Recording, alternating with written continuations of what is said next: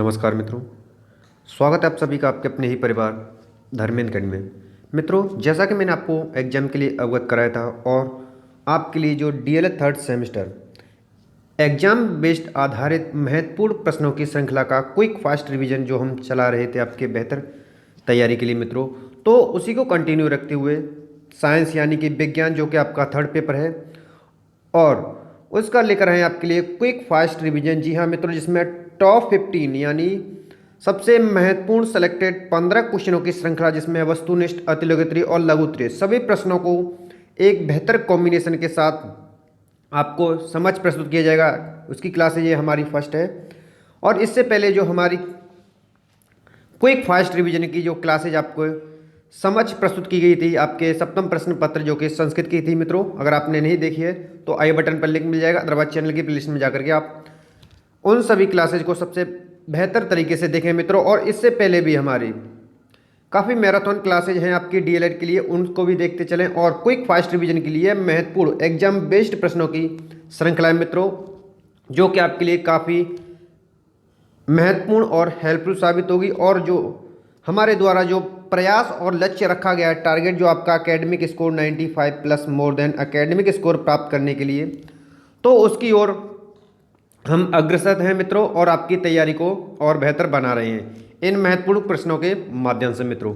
तो आप हमारे परिवार पर नए हैं तो परिवार को ज्वाइन कीजिए, चैनल को सब्सक्राइब कीजिए और चैनल को सब्सक्राइब करने के पश्चात में जो पास में बेल आइकन है उसे अवश्य प्रेस करेंगे मित्रों, कि ताकि समय से आपको उस वीडियो का नोटिफिकेशन मिल सकेगा मित्रों। तो जी हाँ मित्रों, सबसे बेहतर अब ऑनलाइन क्लासेज आपके साथ है, आपका परिवार आपके साथ है, जो कि आपकी एकेडमिक स्कोर में आपको मोर देन 95 प्लस आपके एकेडमिक स्कोर अर्जित करने में सहायता करेगा। जी हाँ मित्रों, क्योंकि एक शिक्षक पद पाने के लिए आपका एक एक पॉइंट एकेडमिक स्कोर का महत्वपूर्ण रोल अदा करता है। तो चलिए देर ना करते हुए शुरू करते हैं।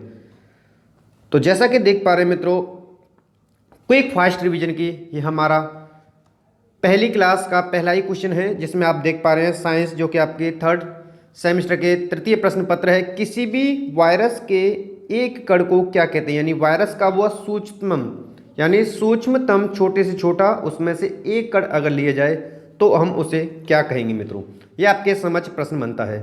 तो वायरस का जो एक छोटा सा या सूक्ष्म कण होता है उसे हम वायरॉन, ठीक है, कहते हैं। ये आपको याद रखना होगा। अगर यहीं से प्रश्न बनता है कि वायरस मिलकर बना है या वायरस की उत्पत्ति हुई है, तो आपको याद रखना होगा जो वायरस है वो प्रोटीन प्लस न्यूक्लिक अम्ल यानी प्रोटीन और न्यूक्लिक अम्लों की एक उपकोषीय संरचना है, या हम कह सकते हैं एक परजीवी है। ठीक है, तो परजीवी का मतलब आप सभी जानते हैं कि जो दूसरे पर डिपेंड रहता है। तो प्रोटीन प्लस न्यूक्लिक अम्ल के मिलने से एक उपकोषीय संरचना वाला एक परजीवी है वायरस। अगर इसकी खोज की बात करें तो इसकी खोज रूस के वैज्ञानिक इवानोविस्की द्वारा की गई थी। अगर यही प्रश्न आपसे इस तरह बनता है कि वायरस के अध्ययन को क्या कहा जाता है, तो वायरोलॉजी वायरस के अध्ययन को कहा जाता है। तो इस प्रश्न से लगभग 4 से 5 क्वेश्चन और इसी तरह बेहतर और सिलेक्टेड क्वेश्चन आपको दिए जाएंगे, जिससे एक क्वेश्चन से लगभग 4 से 5 क्वेश्चन और आने वाले फ्यूचर एग्जाम के लिए आपके लिए बिल्कुल एक तरह से संजीवनी का कार्य करेंगे मित्रों। तो अगले क्वेश्चन की ओर चलते हैं। तो नेक्स्ट क्वेश्चन आपका इसरो का पूर्ण नाम है। कई बार कुछ शॉर्ट नेम दिए जाते हैं और उनका पूर्ण नाम लिखने के लिए पूछा जाता है या ऑप्शनल प्रश्न बन जाता है। तो इसरो, जैसा कि आप सभी को अवगत है, ISRO Indian space research organisation इसका पूर्ण रूप है। अगर हिंदी में इसका नाम आता है या पूर्ण रूपाधक, अगर आप इंग्लिश में इसका पूर्ण रूप नहीं लिख पाते हैं और एक अंक के लिए प्रश्न बनता है तो अंतरिक्ष अनुसंधान संस्थान भी लिख देंगे, तब भी आपका 1 नंबर कन्फर्म हो जाएगा मित्रों। अब बात करते हैं इसके गठन की। यह प्रश्न बनता है कि इसरो का गठन कब हुआ था मित्रों। तो इसरो का जो गठन है वह 15 अगस्त 1969 ईस्वी को हुआ था। अगर इसके मुख्यालय का प्रश्न बनता है तो इसका मुख्यालय जो है कर्नाटक के जो क्षेत्र है वह बेंगलुरु में इसका जो है मुख्यालय। अगर आप बेंगलुरु लिख देंगे तब भी आपका जो 1 अंक बनेगा प्रश्न वह क्या। ये भिन्न भिन्न वैज्ञानिकों के द्वारा काफ़ी इसमें लगभग काफ़ी वैज्ञानिक कार्य रहते हैं जो कि अंतरिक्ष से संबंधित महत्वपूर्ण रिसर्चों को अंजाम देते हैं। नेक्स्ट क्वेश्चन आपका, विश्व एड्स दिवस कब मनाया जाता है? जी हाँ मित्रों, कई बार महत्वपूर्ण दिवसों के आपके प्रश्न पूछ लिए जाते हैं साइंस में। कई बार प्रोटीन्स, विटामिन्स आदि के भी क्वेश्चन बन जाते हैं, तो प्रत्येक वीडियो आपके लिए खास होगा, इसलिए प्रत्येक वीडियो को अपने क्विक फास्ट रिवीजन में शामिल करें मित्रों, और ज़्यादा से ज़्यादा सभी शिक्षक साथियों के साथ जो डीएलएड थर्ड सेमेस्टर एग्जाम में सम्मिलित होने वाले उन सभी के साथ इसको शेयर करेंगे मित्रों। तो विश्व एड्स दिवस जो है हमारा 1 दिसंबर को मनाया जाता है, और यहीं पर बात आ जाती है कि अगर एड्स का पूरा नाम आपसे पूछ लिया जाता है, ठीक है, प्रश्न में, तो इसी में हमने इंक्लूड कर दिया है कि एड्स का जब भी पूर्ण रूप पूछा जाएगा तो एक्वायर्ड इम्यूनो डेफिशिएंसी सिंड्रोम इसका पूर्ण रूप होता है मित्रों, जिसे हिंदी में हम उपार्जित प्रतिरक्षा न्यूनता सिंड्रोम भी कहा जाता है। अगर आपको अंग्रेजी में याद नहीं है तो कोई नहीं है, आप हिंदी में भी याद रखिए। हिंदी में आपको याद नहीं है तो आप अंग्रेजी में भी लिख सकते हैं। अगर एड्स के वायरस की बात की जाती है तो इसका HIV वायरस होता है, इम्यून वायरस यानी ह्यूमन इम्यून डेफिशिएंसी सिंड्रोम भी कहा जा सकता है, आप लिख सकते हैं, तब भी आपका करेक्ट होगा। नेक्स्ट क्वेश्चन है आपका, किसी तरंग की आवृत्ति, चाल तथा तरंग दैर्ध्य में संबंध लिखिए या संबंध को सूत्र के माध्यम से दर्शाइए। इस तरह भी प्रश्न बन सकता है। तो आपको ज्ञात होना चाहिए कि प्रीवियस वीडियो में हम आपके लिए काफ़ी महत्वपूर्ण प्रश्न आपको करा चुके हैं, तो आपको याद होगा V बराबर एन लेमडा, V बराबर एन लेमडा, जो कि तरंग, उसकी आवृत्ति और चाल और तरंग दैर्ध्य के संबंध को दर्शाता है, जिसमें V तरंग की चाल होती है, n उस तरंग की आवृत्ति है और लेमडा उस तरंग का तरंग दैर्ध्य है। यहीं पर अब पूछा जाता है कि प्रकाश में तरंग की चाल कितनी होती है, तो जिसे आप बता सकते हैं 3 × 10⁸ मीटर प्रति सेकेंड। इस तरह भी आप बता सकते हैं अगर तरंग की चाल पूछ ली जाती है तो। नेक्स्ट क्वेश्चन है आपका, कैंची किस प्रकार का उत्तोलक है? जी हाँ मित्रों, उत्तोलक से या भिन्न भिन्न एग्जाम्पल्स के माध्यम से आपको प्रश्न बन जाता है कि ये किस प्रकार का उत्तोलक है। तो पूर्ण रूप से अवगत कराएंगे तो कैंची जो है हमारा, आप पहले जान लीजिए कि प्रथम प्रकार का उत्तोलक होता है। तो सबसे पहले बात करते हैं उत्तोलक की। तो उत्तोलक जो है हमारा एक सरल मशीन के अंतर्गत आता है, जैसा कि आप सभी लोग जानते हैं और प्रीवियस सेम में आपने अध्ययन भी किया था। तो उत्तोलक जो हमारे 3 प्रकार के होते हैं, प्रथम प्रकार का उत्तोलक, द्वितीय प्रकार का उत्तोलक और तृतीय प्रकार का उत्तोलक। अब इन उत्तोलकों की बात करते हैं। तो प्रथम प्रकार का जो उत्तोलक होता है उसका जो आलम्ब होता है वह उसके मध्य में होता है, उसका भार एक कोने पर होता है और आयाम दूसरे सिरे पर होता है। यह आपको याद रखना होगा, यानी कि जिसका आलम्ब यानी कि F जो है मध्य में होगा वो आपका प्रथम प्रकार का उत्तोलक का। कोई भी एग्जाम्पल ले लिया जाए इससे, ठीक है। और द्वितीय प्रकार का जो उत्तोलक होता है उसके प्रथम सिरे पर उसका आलम्ब स्थित होता है और जो भार होता है उसके मध्य में होता है और दूसरे सिरे पर उसका आयास यानी कि E होता है। इसी प्रकार अगर तृतीय प्रकार के उत्तोलक की बात की जाए तो इसका आलम्ब भी प्रथम सिरे पर होता है, लेकिन इसका जो भार है वो अंतिम सिरे पर होता है यानी कि दूसरे सिरे पर होता है और इसका आयास मध्यम होता है।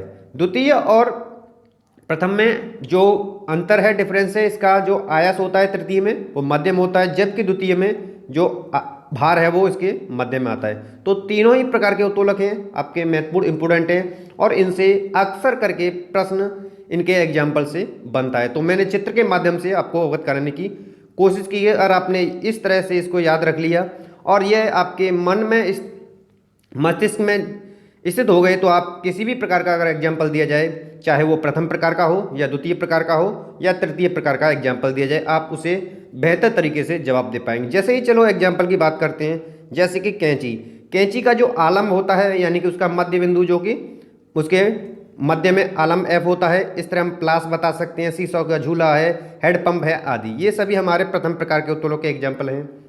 और द्वितीय प्रकार का उत्तोलक यानी इसका जो आलम्ब होता है वो इसके प्रथम सिरे पर होता है और मध्य में इसका भार होता है, आयास उसके दूसरे सिरे पर होता है। जिस प्रकार सरौता को आपने देखा होगा, नींबू निचोड़ने की जो मशीन होती है और जो कूड़ा धोने वाली एक पहिए वाली मशीन होती है वो भी इसी के अंतर्गत आती है। और तीसरा है, जैसा कि आप देख पा रहे हैं, इसका जो आलम्ब है ये भी प्रथम सिरे पर है लेकिन इसका आयास मध्य में है और द्वितीय का जो भार था वो मध्य में है। तो इस प्रकार इसको ध्यान में रखते हुए आप चिमटा को देख सकते हैं कि उसका जो आलम्ब होता है वो उसके प्रथम सिरे पर होता है, ठीक है। किसान का हल है, मनुष्य का हाथ है आदि आपके कुछ एग्जाम्पल हैं जो कि काफ़ी महत्वपूर्ण हैं और अधिकतर एग्जाम्स में आपके में प्रश्न इनसे बनता है, तो बेहतर तरीके से आप समझ पाए होंगे। बढ़ते हैं अगले क्वेश्चन की ओर। नेक्स्ट क्वेश्चन है आपका, गोलीय दर्पण कितने प्रकार का होता है?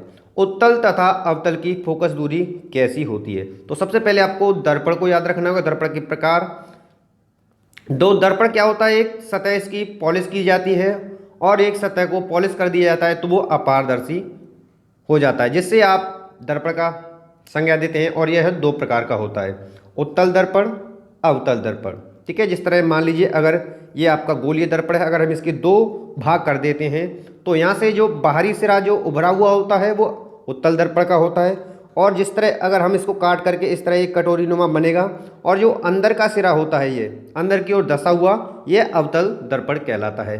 बात करते हैं इसकी फोकस दूरी की, तो आपको याद रखना होगा लेंस और दर्पण दोनों की फोकस दूरी जस्ट अपोजिट होती है। ये आपको विशेष ध्यान रखना होगा जब एग्जाम में प्रश्न बनेगा। तो उत्तल दर्पण की जो फोकस दूरी यहाँ एफ से मैंने आपको डिनोट किया है पॉजिटिव यानी कि धनात्मक होती है, और वहीं पर अगर अवतल दर्पण की फोकस दूरी आपसे पूछी जाए तो ऋणात्मक होगी। यह फोकस दूरी जब प्रयोग करेंगे जब इनसे संबंधित हमारे न्यूमेरिकल आधारित क्वेश्चन बनते हैं। बस ये अगर प्रश्न पूछा जाता है तो आप बता पाएंगे लेंस का होता है जस्ट अपोजिट होगा। नेक्स्ट क्वेश्चन है आपका, परम शून्य ताप किसे कहते हैं? ठीक है, तो परम शून्य ताप से जब भी प्रश्न बनेगा तो आप बेहतर तरीके से जवाब दे पाएंगे। यदि किसी वस्तु का ताप हम कह सकते हैं कि -2 से 73 डिग्री सेंटीग्रेड से कम नहीं होता, या कह सकते हैं कि यदि किसी वस्तु का ताप यदि -2 से 73 डिग्री सेंटीग्रेड है तो हम उसे परम शून्य ताप कहेंगे। अगर इसे केल्विन पर दर्शाना है, कई बार पूछ लिया जाता है कि परम शून्य ताप को केल्विन पर दर्शाइए, तो किस तरह दर्शाएंगे? तो 0 केल्विन लिखते हैं इसको। 0 केल्विन बराबर इक्वल टू होता है आपका -2 से 73 डिग्री सेंटीग्रेड। अगर 0 डिग्री सेंटीग्रेड को केल्विन में परिवर्तित करने के लिए कहा जाएगा तो 2 से 73 केल्विन आप जवाब दे देंगे और बेहतर और सिलेक्टेड आंसर आपका होगा। नेक्स्ट क्वेश्चन है आपका, एनोलिडा तथा ऑर्थोपोडा के बीच की कड़ी क्या है? जैसे सजीव और निर्जीव के बीच की कड़ी वायरस होती है, ठीक उसी प्रकार एनोलोडा तथा ऑर्थोपोडा के बीच की कड़ी क्या है आपसे पूछा जाएगा। तो इसे याद रख लीजिए आप, पेरीपेड्स। पेरीपेड्स जो है एनोलिडा तथा ऑर्थोपोडा के बीच की कड़ी कहा जाता है। नेक्स्ट क्वेश्चन है आपका, पानी का क्वथनांक होता है, यानी क्वथनांक तो आप सभी जानते हैं कि वह ताप जिस पर पानी बॉयल होने लगता है यानी कि बाष्पीकृत होने लगता है, तो पानी का जो क्वथनांक होता है वो 100 डिग्री सेंटीग्रेड होता है। ठीक है, तो आप याद रखेंगे यहाँ पर मैंने इंक्लूड किया हुआ है -2 से 73 डिग्री सेंटीग्रेड। आपको इससे भ्रमित नहीं होना, ये परम शून्य ताप होता है। ठीक है, जैसा कि मैंने आपको बताया है। नेक्स्ट क्वेश्चन है आपका, स्वस्थ मनुष्य के शरीर का तापमान क्या होता है? या स्वस्थ लिख करके दे भी तब भी ठीक है। अगर ऐसे ही सामान्य तरीके से पूछ लिया जाता है कि मनुष्य के शरीर का टेम्परेचर होता है सेंटीग्रेड में और फारेनहाइट में, मोस्टली क्वेश्चन एग्जाम में आपके बनते हैं। तो कैसे भी आपसे प्रश्न बने तो आपको याद होना चाहिए कि जो स्वस्थ मनुष्य होता है या मनुष्य के शरीर का जो टेम्परेचर होता है, तापमान होता है, अगर सेल्सियस की बात की जाएगी तो 37 डिग्री सेल्सियस होता है, और अगर यदि फारेनहाइट में पूछा गया है तो 98.6 डिग्री फारेनहाइट होता है। दोनों में पूछा जाएगा तब भी आप दोनों तरीके से बेहतर जवाब दे पाएंगे। नेक्स्ट क्वेश्चन है आपका, मिनीमाता रोग मोस्ट इंपोर्टेंट है और मोर देन एग्जाम में बनता ही है। तो मिनीमाता एक ऐसा रोग होता है यदि जल में अगर पारे की अधिकता हो जाए और उस जल को आप ग्रहण कर लें तो आपको मिनीमाता रोग हो जाता है। तो यहाँ पर आपका जो ऑप्शनल है, जल में पारे की अधिकता से ये रोग आपका हो जाता है। ठीक है, तो इसमें महत्वपूर्ण सभी प्रश्नों को श्रृंखलित किया है, जिसमें वस्तुनिष्ठ को भी इंक्लूड किया हुआ है और लघु उत्तरीय और अति लघु उत्तरीय, यानी एक तरह से 15 जो क्वेश्चन है वो आपके एग्जाम बेस्ड पर ही आधारित हैं मित्रों। नेक्स्ट क्वेश्चन आपका, विद्युत फ्यूज से क्या अभिप्राय है? जैसा कि आप सभी लोग जानते हैं कि विद्युत फ्यूज जो है वो एक ऐसी युक्ति होती है जो धारा प्रवाह, यानी जब विद्युत परिपथ किसी भी परिपथ में अगर धारा प्रवाह हो रही है, धारा बह रही है, तो उस धारा का जो मान में होता है यानी परिवर्तित होता रहता है। ठीक है, कभी अधिकतर हो जाता है, कभी कम हो जाता है। तो उस परिवर्तन के कारण जो उस प्रवाहित धारा से जो भी विद्युत उपकरण चल रहे हैं उनमें अगर वोल्टेज की मान अधिकता और कम होगा तो वो वोल्टेज से क्या हो जाएंगे, उनके फूकने की यानी कि उसके फ्यूज होने की संभावना बनी रहेगी। तो उनके नुकसान ना हो, उन उपकरणों की सुरक्षा हेतु घरों में विद्युत फ्यूज लगाया जाता है, जैसे कि आप सभी लोग जानते हैं, और सामान्य रूप से हम उसे कटआउट और अब इस समय MC के रूप में आपको देखने को मिलता है। तो बेहतर तरीके से आप समझ पाए होंगे। नेक्स्ट क्वेश्चन आपका, हाइपरमेट्रोपिया से पीड़ित व्यक्ति की रेटिना पर वस्तु का प्रतिबिंब चित्र स्पष्ट कीजिए या बनाइए। ठीक है, तो कई बार क्या होता है, हमारा जो अंग्रेजी वर्ड हैं उनको दे दिया जाता है, जैसे हाइपरमेट्रोपिया है, मायोपिया है, यानी कि हिंदी में हम इसे दूरदृष्टि दोष कहते हैं हाइपरमेट्रोपिया को, और जो मायोपिया होता है उसे हम निकट दृष्टि दोष बोलते हैं। तो ये शब्द एज इट इज एग्जाम में कई बार बन जाते हैं। अगर आपको अवगत हो आप इनसे तो आप जवाब दे पाएंगे, अदरवाइज आप गलत आंसर दे पाएंगे। तो देखिए, जब व्यक्ति की आंखों में हाइपरमेट्रोपिया यानी कि दूरदृष्टि दोष हो जाता है, तब एक सामान्य जैसे मनुष्य की आंख है, जैसे कि मैं आपको बता रहा हूँ, उसके जो न्यूनतम दूरी होती है वो 25 सेंटीमीटर होती है। ठीक है, तो उसका जो प्रतिबिंब है किसी वस्तु का उसकी रेटिना पर बनता है। लेकिन जैसे ही उस व्यक्ति की आंखों में यह दोष हो जाता है, यानी हाइपरमेट्रोपिया यानी दूरदृष्टि दोष, जिसमें व्यक्ति को दूर की वस्तुएं साफ दिखती हैं, स्पष्ट दिखती हैं, लेकिन जो पास की यानी नजदीक की वस्तु होती हैं वो धुंधली दिखती हैं इस दोष में। तो उस यानी कि इस दोष में अगर फिगर बनाएंगे तो मान लीजिए ये आपकी कोई वस्तु है, जब इससे प्रकाश किरणें गुजरेंगी और आपके नेत्र लेंस, ये आपका नेत्र गोलक है और इसके अंदर जो लगा हुआ है ये इस तरह का जो नेत्र लेंस है, तो नेत्र लेंस के द्वारा जो प्रतिबिंब इस पर बनेगा, जो हमारी रेटिना यानी है कि यहाँ पर आर है, रेटिना पर जो बनना चाहिए था वो रेटिना पर ना बन करके उसके पीछे बनता है प्रतिबिंब। आपसे प्रश्न पूछा जाता है कि हाइपरमेट्रोपिया में वस्तु का प्रतिबिंब कहाँ बनता है, तो रेटिना के पीछे बनता है।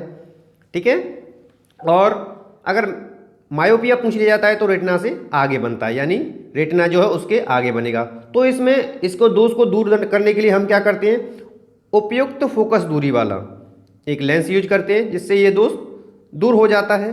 तो यह दोष युक्त चित्र का आपके क्वेश्चन में पूछा गया था, फिगर आपको बनाना है, तो जिसे आप बेहतर तरीके से भी समझ पाएंगे। यानी दोष युक्त जो नेत्र गोलक है उसका ये फिगर है, जिसका प्रतिबिंब रेटिना पर ना बन करके यानी जो आर है वहाँ पर ना बन करके उसके जस्ट पीछे बनता है मित्रों। जिस तरह से आप जवाब दे पाएंगे अगर फिगर के माध्यम से भी, और आप ओरली भी जवाब दे पाएंगे। बढ़ते हैं नेक्स्ट क्वेश्चन की ओर। अगला क्वेश्चन हमारा, अम्लीय वर्षा में उपस्थित अम्लों के नाम लिखिए। जैसा कि आप सभी लोग जानते हैं कि अम्लीय वर्षा में कोई कौन कौन से अम्ल उपस्थित होते हैं और उनके कारण काफ़ी जो कीमती इमारतें होती हैं उनका क्षरण होने लगता है इन अम्लों के माध्यम से। तो जब वर्षा में अम्लों की मात्रा अधिक हो जाती है तो हम उसे अम्लीय वर्षा कहेंगे, जिसमें सल्फ्यूरिक अम्ल, नाइट्रिक अम्ल महत्वपूर्ण रोल अदा करते हैं। जब भी आपसे पूछा जाएगा कि अम्लीय वर्षा में उपस्थित अम्ल है कोई नाम है, तो सल्फ्यूरिक अम्ल H2SO4, नाइट्रिक अम्ल HNO3। ठीक है, जो कि वर्तमान में आप जानते हैं जो संगमरमर का ताजमहल है, अगर अम्लीय वर्षा होती है तो उसका क्षरण होने लगता है, यानी उसकी जो चमक है वो फीकी पड़ने लगती है। नेक्स्ट क्वेश्चन है आपका, भोपाल गैस त्रासदी कब और किस गैस के रिसाव से हुई थी, लिखिए। ठीक है, तो जो भोपाल गैस त्रासदी, काफ़ी लोगों की मृत्यु हुई थी इसमें और काफ़ी चर्चा में भी न्यूज़पेपर में उस समय ये रही थी मित्रों। तो यह जो त्रासदी हुई थी जो कि भोपाल में हुई थी 3 दिसंबर 1884 की मध्यरात्रि को ये हुई थी। और जो भोपाल की एक यूनियन कार्बाइड फैक्ट्री थी, जिसे union carbide India limited factory के नाम से जाना जाता है थी, जिसमें मिथाइल आइसोसाइनाइड जो गैस थी उसका रिसाव हो गया था, जिसके कारण काफ़ी अधिक संख्या में व्यक्तियों की इसमें मृत्यु हुई थी, जिसे MIC भी कहा जाता है शॉर्ट रूप में। तो आप बेहतर तरीके से समझ पाए होंगे। नेक्स्ट है मित्रों आज का क्विज। आज के क्विज के लिए आपके लिए महत्वपूर्ण क्वेश्चन है और मोस्ट इम्पोर्टेंट भी है, और सभी क्विज और महत्वपूर्ण जो इससे पहले के सभी क्वेश्चन हैं वो आपके लिए सबसे महत्वपूर्ण हैं, जो कि आपके एग्जाम के लिए काफ़ी हेल्प साबित करेंगे मित्रों। तो पेन PAN का पूर्ण रूप लिखिए मित्रों। जी हाँ मित्रों, आप सभी कमेंट बॉक्स में पेन का पूर्ण रूप लिख करके मुझे कमेंट्स के माध्यम से अवगत कराएंगे कि इसका पूर्ण रूप क्या होता है, जिससे आपकी जो डीपली नॉलेज है वो भी वृद्धि होगी और आपके एग्जाम में अगर इसे बनने की संभावना होती है तो मैं उन्हीं प्रश्नों को सेलेक्ट करता हूं जो कि आपके एग्जाम बेस्ड होते हैं मित्रों। इसलिए कमेंट्स बॉक्स में इसका जवाब अवश्य टाइप कीजिए मित्रों। मिलते हैं किसी नेक्स्ट वीडियो के साथ और महत्वपूर्ण प्रश्नों की नेक्स्ट सब्जेक्ट के साथ मिलते हो। जब तक के लिए नमस्कार, धन्यवाद मित्रों। उम्मीद करता हूँ यह वीडियो आपको पसंद आई होगी। वीडियो पसंद आए तो more than like more than share कीजिए मित्रों। धन्यवाद।